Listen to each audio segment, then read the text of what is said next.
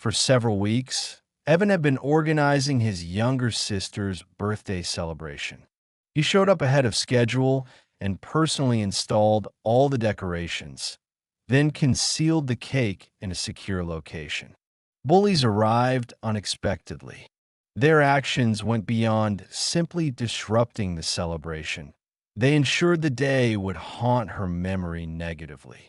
Evan's response caught everyone by surprise. He clasped his sister's hand, mounted his bicycle, and headed directly toward the town's most notorious location. For the third instance within 10 minutes, Evan glanced at his timepiece. The display showed 1:40 p.m. More than 60 minutes remained before the scheduled guest arrival time. Excellent timing. He positioned himself next to the ice chest, fine-tuning the frozen gel packs surrounding Lily's dessert. The chocolate confection featured violet-colored icing, exactly what she loved most. 2 weeks prior, he had commissioned it from the local bakery, covering the expense entirely with earnings from grass-cutting jobs and canine walking services for Mrs. Oliver. The shopkeeper had displayed warmth when he revealed its purpose for his younger sibling. She had remarked that his sister was fortunate that he secured the final inflatable decoration to the outdoor play equipment, violet and metallic silver shades that reflected the sunlight. The hand-decorated sign stretched across 2 wooden support posts, reading "Happy 8th Birthday, Lily." His penmanship wasn't particularly elegant, but he had rehearsed forming the characters on spare materials until achieving satisfactory results. From her position near the sliding apparatus, Lily called out while rotating with closed eyelids, asking if she could view the setup. Evan requested 5 additional minutes of patience. A pair of neighborhood children had wandered over prematurely, Tommy accompanied by his sibling Maya. They positioned themselves near the balancing equipment, observing Evan's preparations with the hushed wonder characteristic of children sensing something meaningful unfolding. Tommy inquired about the presence of a hanging candy container. Evan indicated the tree limb where he had suspended his handmade creation. While not professionally crafted, consisting of decorative tissue wrapped around a cardboard container filled with budget candy, Lily wouldn't mind. What mattered was his remembrance of her desire for one that's stepping backward. He assessed his accomplishments. The recreation area bore no resemblance to its typical appearance, a neglected, corroded space that guardians cautioned their children to avoid after darkness fell. Presently, it appeared significant and valued. That's when bicycle sounds reached his ears, not motorized vehicles, but stunt bikes with wheels scraping the road surface and brakes creating harsh sounds as they halted abruptly at the recreational area's entry point. Evan's abdomen tightened with dread. Four older adolescents appeared, approximately 16 or 17 years old. Evan identified them instantly. Julius had previously forced him against school storage units the previous month. His companion Connor had twice stolen Evan's midday meal. The remaining 2 were unfamiliar by name, but their facial expressions communicated sufficient information. Upon noticing the festive arrangements, Julius's face transformed into an unsettling smile. He dismounted while remarking on the party discovery. Evan instinctively relocated, creating a barrier between the adolescents and the cooling container. He quietly stated they weren't causing trouble to anyone. Julius acknowledged this wasn't his claim and approached closer, examining the celebratory sign. He confirmed it was for Evan's younger sibling and remarked on its sweetness. Connor expressed amusement while questioning the total expenditure. Evan quietly demanded their departure, though his voice emerged weaker than intended, followed by a request for courtesy.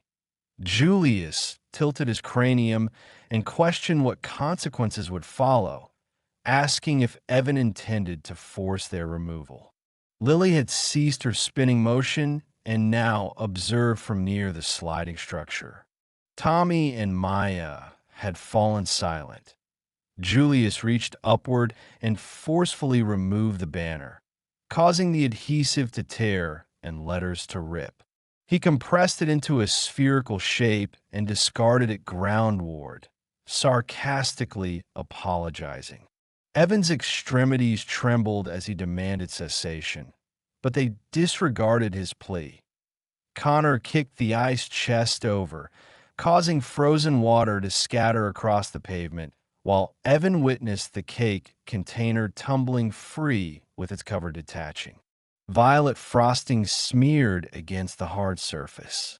Another adolescent retrieved spray paint from his bag and defaced the sliding apparatus with hasty, careless marks, dark paint across brilliant yellow metal.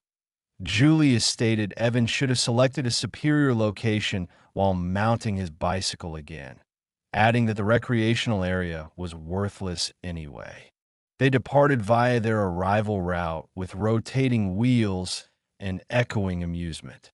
Silence followed, broken only by Evan's ringing ears. A deflated decoration scraped the barrier, producing a sound reminiscent of something expiring. He became conscious of his respiration, superficial and excessively rapid. Tommy and Maya remained motionless, anticipating his response to somehow rectify the situation. Lily approached gradually, staring at the destroyed dessert without shedding tears, simply gazing at him. Tommy whispered an inquiry about notifying authorities. Evan performed rapid calculations. Adult arrivals wouldn't occur for another 60 minutes.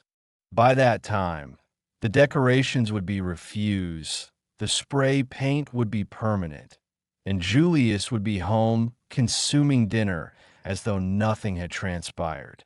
Even if Evan contacted someone, what outcome would result? An official report? Indifference?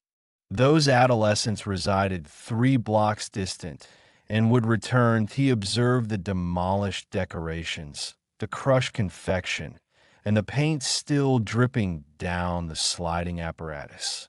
Then he looked at his sibling. He carefully asked Lily if she maintained confidence in him. She provided affirmative confirmation that he retrieved his bicycle, announcing their departure to an alternative location.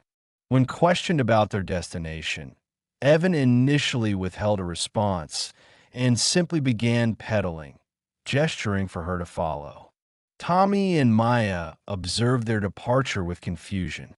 They traveled through recognizable streets, then past the educational facility, then toward the municipality's periphery, where pathways became rougher and structures appeared different. Evan had previously passed this region but never paused, lacking justification until this moment.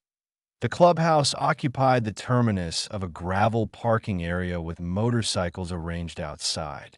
A wooden indicator hung askew near the entrance.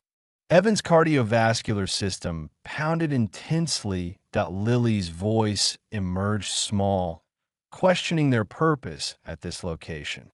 He lacked the ability to explain adequately. He simply understood that adults couldn't provide timely assistance. Law enforcement wouldn't prevent subsequent events, and he had grown weary of being the child everyone dominated. A man wearing a leather garment stood outside, bent over a motorcycle mechanism. He hadn't yet noticed their presence. Evan inhaled deeply before advancing forward. The man didn't immediately acknowledge them, continuing his mechanical work with grease-stained hands and an unidentifiable tool balanced between his fingers. Evan swallowed with difficulty while Lily squeezed his hand painfully tight. When Evan spoke the greeting, initially receiving no response and adding, "Sir," the man paused, cleaned his hands with an aged cloth, and finally glanced upward. His expression revealed nothing, neither irritation at the interruption nor sympathy, merely evaluation. Evan had encountered that observation before from educators determining credibility or retail employees monitoring for theft. However, this felt distinctive. This man was genuinely perceiving him. He inquired if they were lost. Evan negated this and forced steadiness into his voice, stating he required assistance. The man straightened to full height, revealing larger dimensions than Evan had anticipated, broad shoulder structure and a closely trimmed graying beard. When he spoke, his voice maintained calmness, questioning the nature of needed help. Evan inhaled before speaking. He couldn't embellish or display emotion, merely present truthful information. He explained that older children had been troubling him at the educational institution. That day, he had organized a birthday celebration for his sibling, arriving early for setup. They appeared and destroyed everything, removing the banner, crushing the dessert, and spray painting the recreational area. He attempted to make them cease, but his voice fractured momentarily before explaining they laughed and departed. The man maintained silence for an extended moment, studying Evan's face as though searching for something specific. He questioned their ages. Evan stated 13 for himself and 8 for his sister that day. The man nodded gradually before posing an unexpected question. What had she anticipated most? Evan blinked in confusion. The man clarified, asking what his sister desired most for the celebration.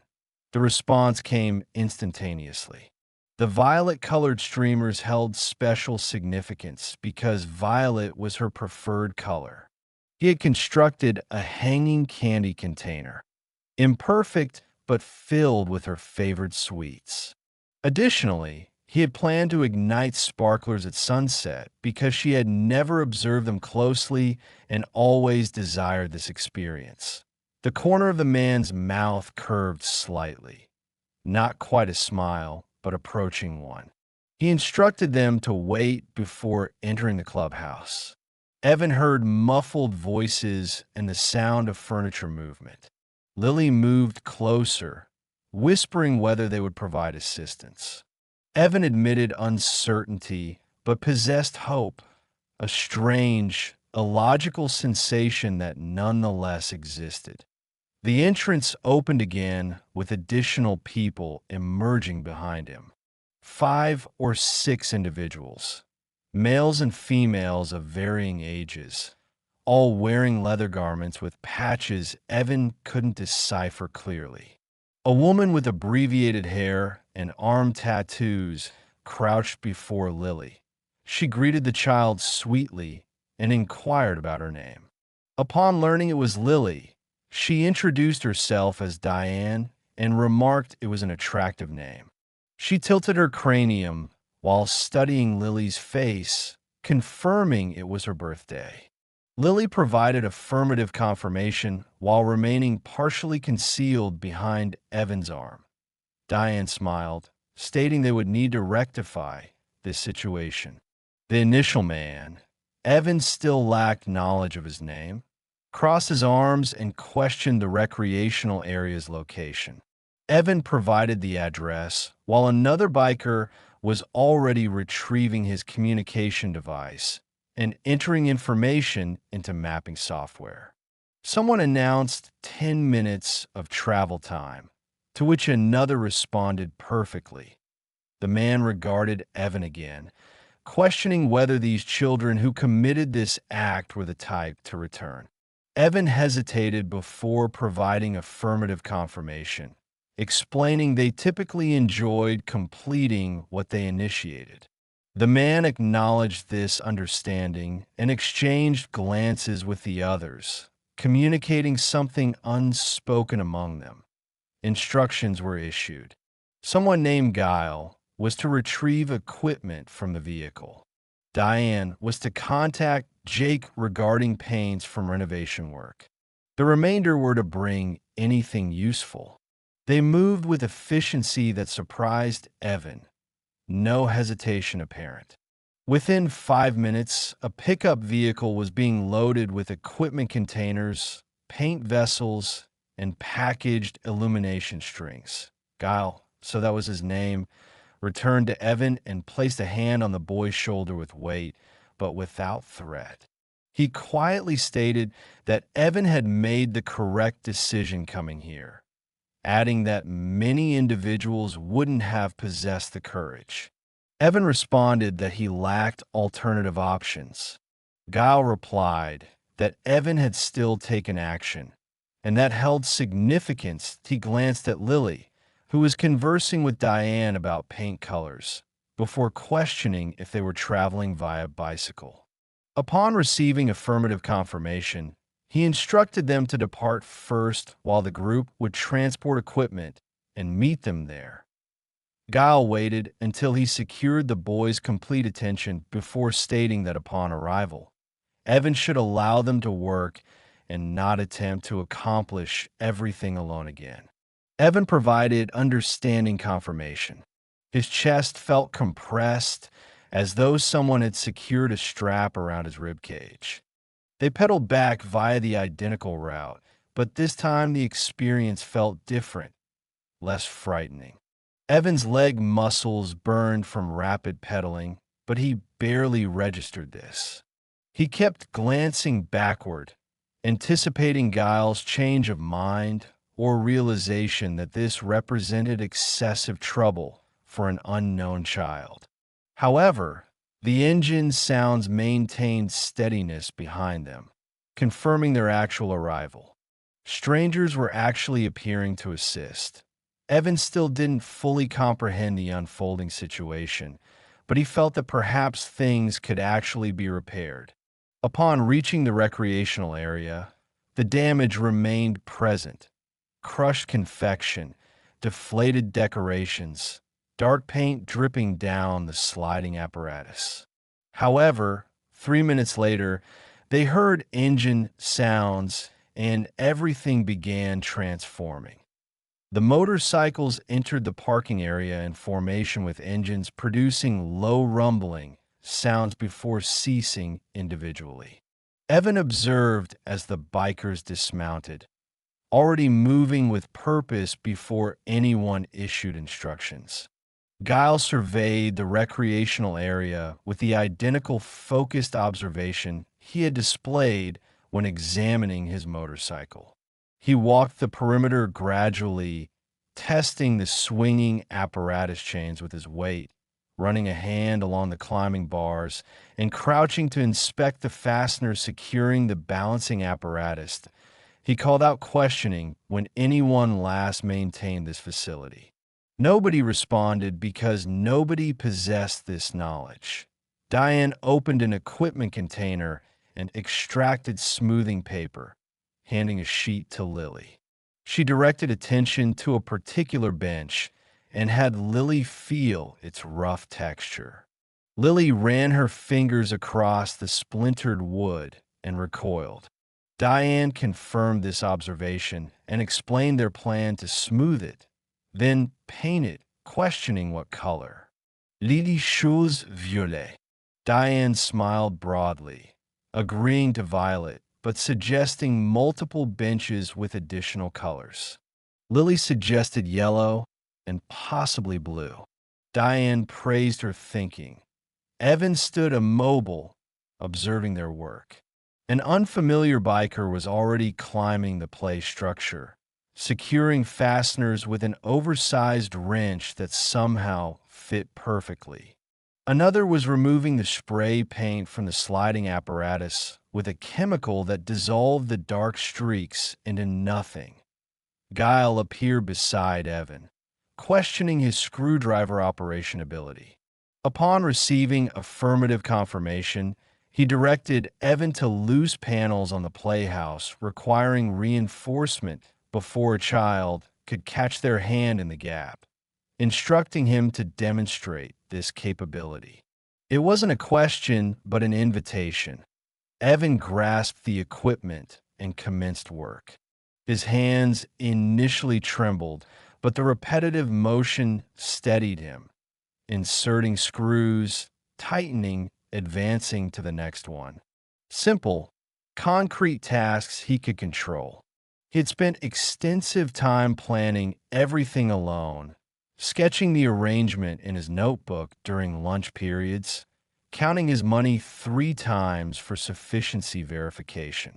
Now numerous hands were repairing things he hadn't even considered fixing.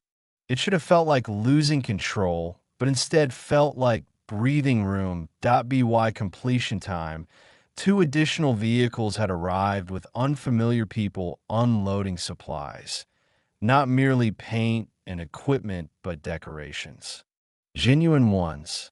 Illumination strings in waterproof encasement. A collapsible table. A cooling container appearing capable of surviving extreme conditions. Guile noticed Evan's expression and explained that information travels rapidly. Jake contacted his sibling, who contacted companions, resulting in reinforcements. A woman in her 50s emerged from a vehicle carrying what resembled an entire bakery's contents.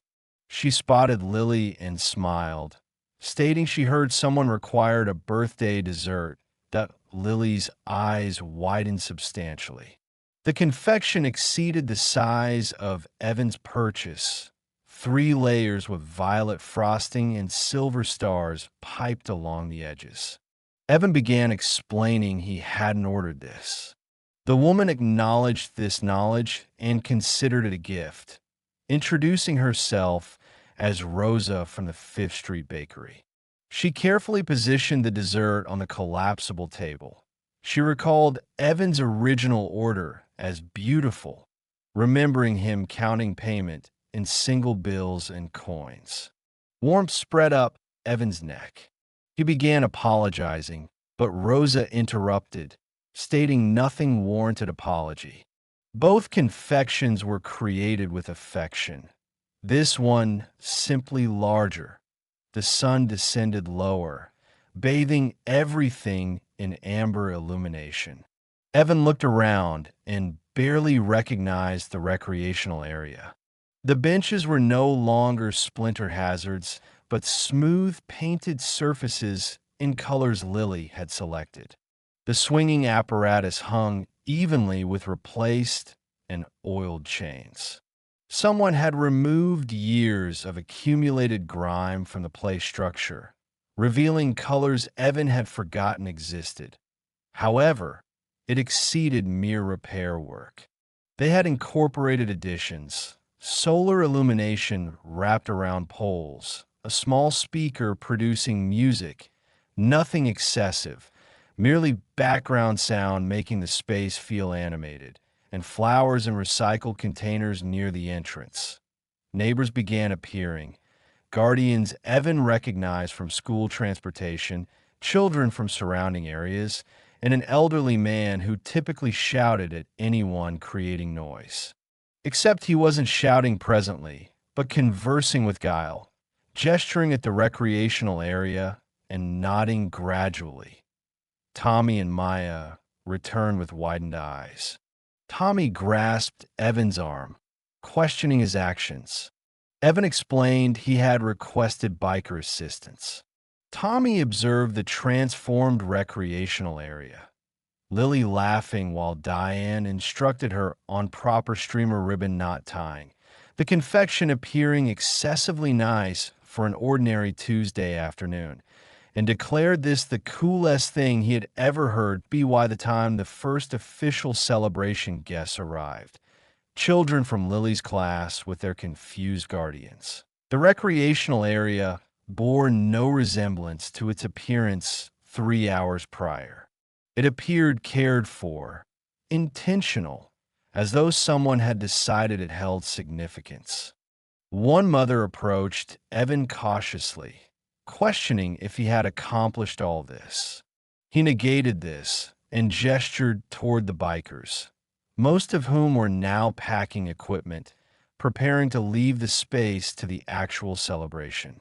The woman glanced at Guile, at Diane, at the others, her expression shifting from suspicion to something else, understanding perhaps, or respect. She remarked it was beautiful. Guile caught Evan's eye from across the recreational area and gave a small nod. Not farewell, merely acknowledgement. The work was complete. The recreational area wasn't simply fixed, but reclaimed. And the celebration was only commencing. The celebration had been progressing for nearly an hour when Evan spotted them, Julius and his companions. Bicycles coasting gradually down the street toward the recreational area. They weren't rushing because why would they? They anticipated finding exactly what they had left: destruction, tears, a ruined birthday. Evan's stomach clenched. He glanced around rapidly. Most bikers had relocated to the recreational area's edges, providing the children space to actually celebrate, but they remained present. Guile leaned against his motorcycle near the entrance. Diane sat on a bench, consuming coffee from an insulated container. They had also observed the adolescents. Julius halted at the recreational area entrance with 1 foot groundward, staring. Connor pulled alongside, equally frozen. The decorations they had destroyed were absent, replaced by something superior. Illumination strings glowed softly between poles. Music played from speakers they hadn't destroyed because they hadn't existed previously.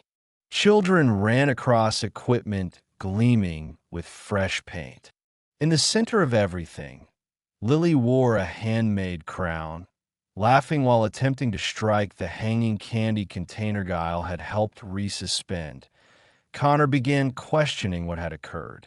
Guile straightened without advancing or speaking. Arms crossed, he became a barrier without moving. 2 additional bikers materialized from different recreational area corners, not surrounding the adolescents or threatening, merely present and standing watch. Julius's eyes darted between the bikers, the transformed recreational area, and Evan, who stood near the dessert table. For once, Julius appeared uncertain.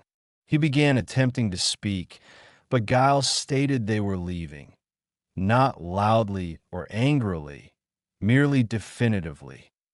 Connor grasped Julius's arm, urging departure. Julius hesitated, as though desiring to say something, save face, assert control. However, the words didn't emerge. He regarded Evan once more, and Evan didn't avert his gaze. For a second, Evan perceived something flicker across Julius's face. Not quite regret, but closer to confusion, as though he had anticipated consequences to appear different, not this quiet redistribution of power. They departed without shouting or threats, merely the sound of bicycle tires against pavement fading into the distance. Evan released a breath he hadn't known he was retaining. Guile quietly stated they wouldn't return. Evan hadn't heard him approach and questioned how he knew. Guile explained they now know someone's paying attention, and people like that only select fights they believe they can win.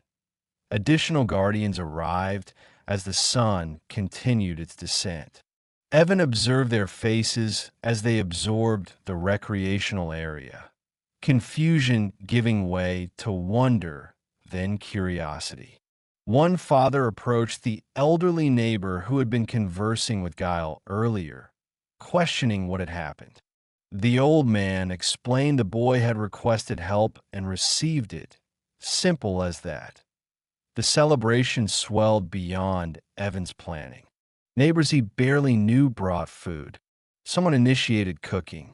Children who weren't even invited appear because information had spread about something special occurring at the old recreational area. Lily stood in the center of everything, clutching the stuffed wolf Diane had retrieved from her vehicle. Having had it for her niece, but she possessed plenty, appearing overwhelmed in the optimal way at some point. Evan found himself standing alone near the climbing bars, simply observing. An older woman he recognized from the corner store was conversing with Rosa about recipes. The elderly man who typically shouted was instructing Tommy on verifying if a swinging apparatus chain was secure. That IT struck him then, not like a revelation, but more like an exhalation. This wasn't merely about repairing Lily's celebration anymore. This was about proving the recreational area could hold significance again, that the neighborhood could appear for itself. Giles stood beside him with hands in pockets, remarking it was quite good for a Tuesday. Evan stated he simply wanted her to have a positive birthday. Giles acknowledged she possessed that and nodded toward Lily, still perched on Diane's shoulders, laughing. However, Evan had given these people something else, reminding them what's possible when someone actually asks. Lily tugged Evan's shirt, questioning if this was real. He confirmed affirmatively. She declared it the best birthday ever. He couldn't speak, merely nodded. As twilight deepened, the bikers began preparing to depart. Equipment was packed away, vehicles loaded, gear secured. Giles found Evan near the swinging apparatus and stated he had done well that day. Evan responded he hadn't done anything, but Giles corrected him, explaining he had asked, which was harder than it sounds. Giles extracted a card from his vest pocket and handed it to Evan. Merely a phone number, nothing else, instructing him to call if he ever needed anything. Evan questioned why they were helping him. Giles remained quiet momentarily before explaining that somebody helped him once long ago when he needed it, so he figured he'd pass it forward. He glanced at Lily, still playing with the other children despite the late hour, instructing Evan to care for her but not carry everything alone. That's the difference between breaking and bending. Evan secured the card in his pocket and expressed gratitude. Giles instructed him not to thank him, but to remember it. The motorcycles arranged in formation with engines producing rumbling sounds to life individually. It wasn't aggressive or showy, but controlled, purposeful, the kind of sound commanding attention without demanding fear. They rolled past the recreational area gradually, a procession that made the children cease playing to watch. Lily stood on a bench, waving frantically. Some bikers waved back, others merely nodded. Then they were gone, tail lights disappearing down the street. The celebration continued for another hour, winding down naturally as children grew tired and guardians started gathering belongings. Evan helped clean up, though minimal cleaning was required. The bikers had left the place superior to how they found it. His mother arrived late, apologizing profusely. Her shift had extended. She halted in the parking area, staring at the transformed recreational area, the decorations, Lily's face smeared with frosting and pure joy. She questioned how Evan had accomplished this. He stated simply that he asked for help. She pulled him into an embrace that lasted longer than usual. When she released him, she blinked rapidly, turning her face away. She apologized for not being present earlier. Evan responded it was acceptable and they figured it out. Walking home, Lily held his hand, half asleep on her feet, clutching the stuffed wolf in her other arm with a handmade crown slightly crooked on her head. She stated that when she grew up, She wanted to help people like they helped them. He squeezed her hand and expressed belief she would back in their apartment. After Lily had finally collapsed, still wearing her crown, Evan sat on his bed and retrieved Giles' card. Merely a phone number, nothing fancy. But it felt like more than that. It felt like proof that asking for help wasn't surrendering, but choosing to stand up differently.